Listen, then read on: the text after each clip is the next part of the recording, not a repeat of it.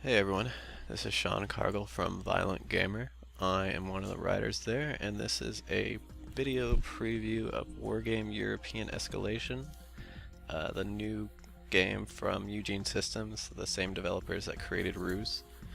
And like Ruse, it uses a card-based system, except if you've played Ruse, you know it uses abilities and such, while this card-based system has to do with decks and creating giant, massive, customizable armies, which works pretty well. And then right now, as you can see, I'm going through the armory of the game, which has all the units that you can unlock, and there are a lot of units. Very many different types of infantry, tanks, helicopters, anti-air, recon, command vehicles, supply trucks, all kinds of stuff. And this is a 3 vs 3 game from the multiplayer beta that's running right now, which is available to anyone who has pre-ordered the game. And the full game actually comes out on the 23rd on Steam. And this is just the beginning. The setup phase has just ended and everyone just has all their units out. Everyone on the team starts on one side of the map or the other, and each of the areas that you see, like this hotel, is a command or a capturable area. You have to have a command unit in it to control it. And command units are pretty weak. You can get armored ones, but for the most part they're pretty undefended, I suppose. You can't really... They don't really do anything on their own. You need other units to help defend them, but you need them to capture any of these points around the map. And you can see how each point has different number allocated to it, which represents how many points you get if you capture it. So one of the main goals is to capture most of the map and have a lot of the points, so your whole team will get a lot of points and be able to bring out more units, which won't necessarily make you win, especially if you're being stupid with your units and you're just rushing them in. As you can see right here, that's their artillery that we can't see, but we can see the artillery coming out of the trees, because right from the start of this match they started artillerying everywhere, all over the place. I think they got a couple of our units, but shooting right from the bat like that isn't always a good idea because it wastes their ammo.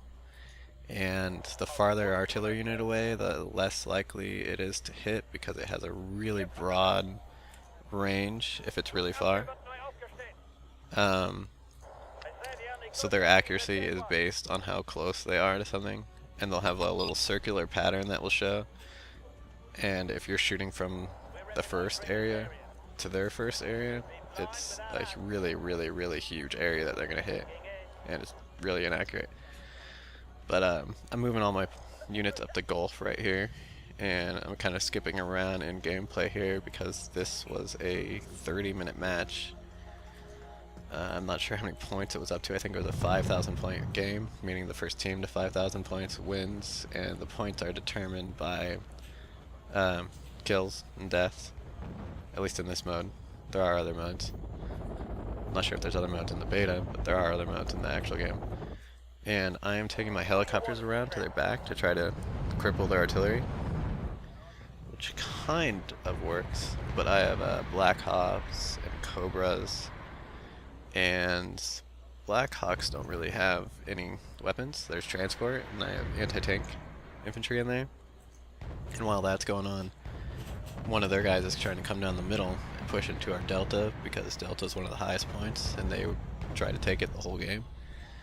And we have our artillery guy just smashing him away right there, while I have most of my guys hidden in the trees around the map, which is very nice. I love hiding infantry in trees. It is very, very, very, very useful.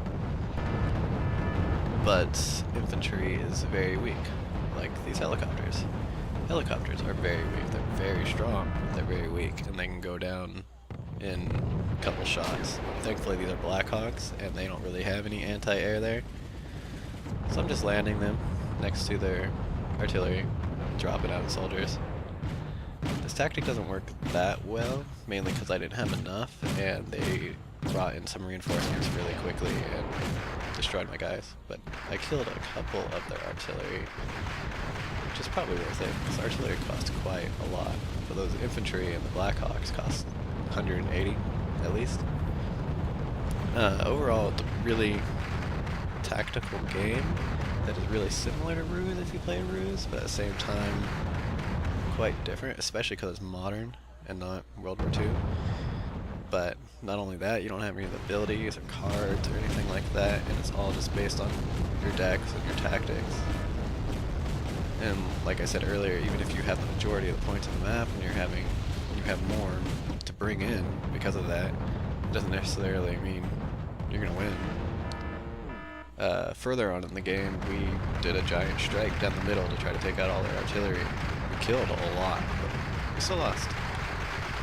And right here, you see this guy getting pretty destroyed by artillery.